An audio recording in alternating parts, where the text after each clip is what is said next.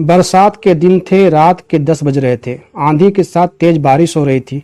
रह रह कर बिजली भी कड़क रही थी। ये एक छोटा सा शहर था। यहाँ मौसम बिगड़ते ही बिजली का जाना आम बात थी। डॉक्टर आनंद अपने छोटे से क्लिनिक में बैठे बारिश रुकने की प्रतीक्षा कर रहे थे। बारिश जब रुकी तब तक रात के 12 बज चुके थे। डॉक्टर आनंद अपने क्लिनिक को ताला लगाकर घर जाने के लिए अपना स्कूटर स्टार्ट कर ही रहे थे कि तभी एक आवाज़ आई, डॉक्टर साहब मेरे साथ चलिए ना। डॉक्टर आनंद ने मुड़कर देखा तो पीछे एक 30 से 35 वर्ष की औरत खड़ी थी। उस औरत की आंखों में आंसू थे। वह हाथ जोड़कर डॉक्टर आनंद को देख रही थी। डॉक्टर आनंद ने पूछा, क्या हुआ बहन, इतनी रात गए? जी, मेरे पड़ोस में एक बच्चा काफ़ी बीमार है, आप चलिए ना, उसे देख लीजिए ना, वह औरत गिड़गिड़ाते हुए बोली। डॉक्टर को हैरानी हुई कि इतनी रात को आंधी पानी में एक पड़ोसी बच्चे के इलाज के लिए एक औरत आई हुई है। डॉक्टर आनंद ने पूछा, जाना कहाँ है? वह औरत बोली, यहाँ से 3 किलोमीटर की दूरी पर जो शमशान है ना, उसके पीछे वाली बस्ती में। डॉक्टर आनंद शमशान का नाम सुन कुछ भयभीत हुए। फिर ये सोचते हुए कि जब एक औरत इतनी रात गए वहाँ आ सकती है तो वह तो फिर भी एक मर्द है और ये उनका फर्ज भी है। बोले, ठीक है बहन, चलो। उन्होंने अपना बैग अपने स्कूटर पर रखा और औरत से बोले, बहन आपको स्कूटर पर बैठने में कोई आपत्ति तो नहीं है ना? उस औरत ने नाम में गर्दन हिलाई। आंधी और पानी थम चुके थे पर बिजली रह रह कर अभी भी कड़क रही थी। स्कूटर जैसे ही शमशान के पास पहुंचा, एक भयानक गर्जना के साथ बिजली कड़की।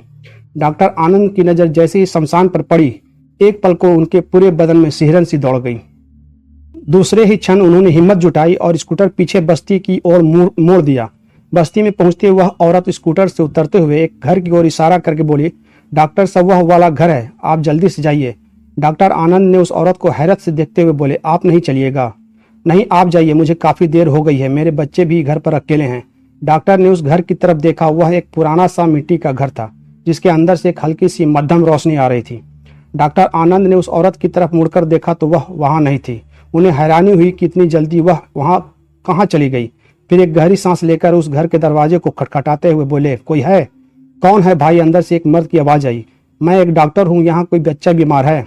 हाँ हाँ डॉक्टर साहब, मैं अभी आया, अंदर से आवाज़ आई। दरवाज़ा खुला तो डॉक्टर साहब ने देखा वह एक 40 से 45 वर्ष का व्यक्ति था जो काफ़ी दुखी लग रहा था। उसने डॉक्टर आनंद को देखते हुए बोला, आइए डॉक्टर साहब, मेरा बच्चा बीमार है, उसे बहुत तेज़ बुखार है, उतर ही नहीं रही है और इस तेज़ बारिश में मैं इसे अकेला छोड़कर कहीं जा भी नहीं सकता। डॉक्टर साहब अंदर आए तो देखा कि एक खाट पर एक 14 से 15 वर्ष का बच्चा लेटा ओह माँ करके कराह रहा था। डॉक्टर आनंद ने बच्चे का जांच किया और अपने बैग से एक इंजेक्शन निकालकर बच्चे को लगाया और फिर कुछ दवाइयां उस आदमी को देते हुए बोले, आपके बच्चे को काफ़ी तेज बुखार है, मैंने इंजेक्शन लगा दिया है, बुखार उतर जाएगा, साथ में यह दवाइयां देते रहना हर 2 घंटे के बाद। उस आदमी ने अपनी जेब से कुछ रुपए निकालकर डॉक्टर आनंद की ओर बढ़ाते हुए बोला, डॉक्टर साहब मेरे पास इतने ही रुपए हैं, आपका बहुत उपकार जो आपने मेरे बेटे का इलाज किया। डॉक्टर आनंद उसकी दशा देखते हुए बोले, अरे इसकी कोई ज़रूरत नहीं, ये दवाएं मुझे बतौर सैंपल मिलती हैं, पैसों की ज़रूरत नहीं है।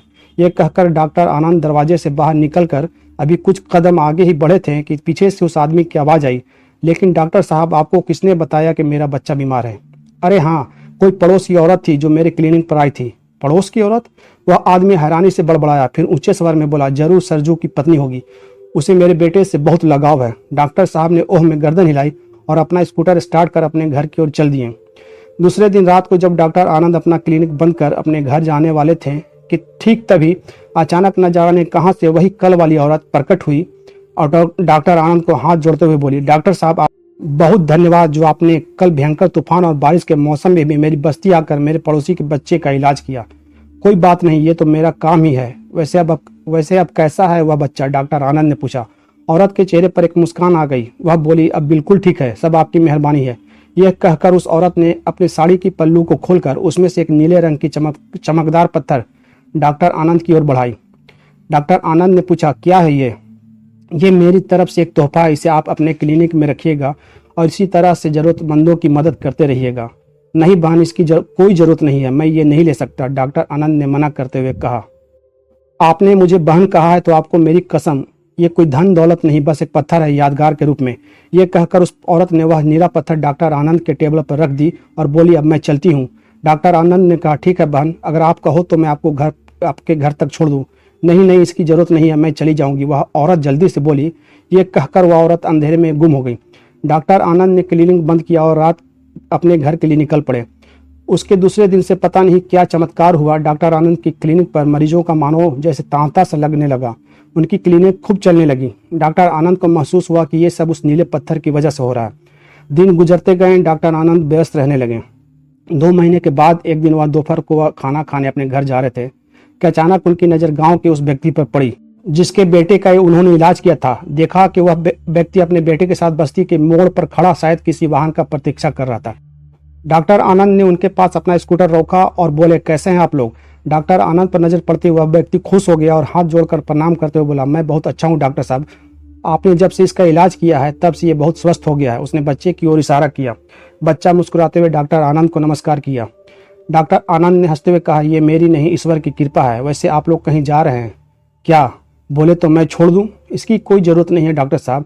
दरअसल आज मेरी पत्नी की चौथी बरसी है। उसके गए हुए 4 बरस हो गए। उसकी एक तस्वीर है जिसका शीशा टूट गया है, उसे ही लगवाने बाजार जा रहा हूँ। यह कहकर उसने अपनी झोले में से एक तस्वीर निकालकर डॉक्टर आनंद को दिखाई।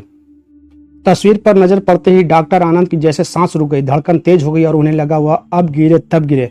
दरअसल तस्वीर में वही औरत थी जो उस तेज आंधी और बारिश वाली रात इसी बच्चे के इलाज के लिए डॉक्टर आनंद को बुलाने आई थी। डॉक्टर की हालत देख वह व्यक्ति बोला, क्या हुआ डॉक्टर साहब, अचानक से आपकी तबीयत बिगड़ने लगी? डॉक्टर आनंद ने खुद को संभाला और जल्दी से बोले, नहीं नहीं, ऐसी कोई बात नहीं है। दरअसल आज मरीज कुछ ज़्यादा आ गए थे, खाने का वक्त नहीं मिला, इसकी वजह से। यह कहकर उन्होंने अपना स्कूटर स्टार्ट किया और दोबारा अपने क्लिनिक की ओर चल दिए। रास्ते में उन्होंने ये एहसास हुआ कि ये एक माँ की ममता है जो उसे उसके बच्चे की तड़प ने मरने के बाद भी लौटने पर मजबूर कर दिया। दोस्तों, ये कहानी आपको कैसी लगी? अगर आपको कहानी पसंद आई हो तो लाइक, कमेंट, सब्सक्राइब करना ना भूलें। धन्यवाद।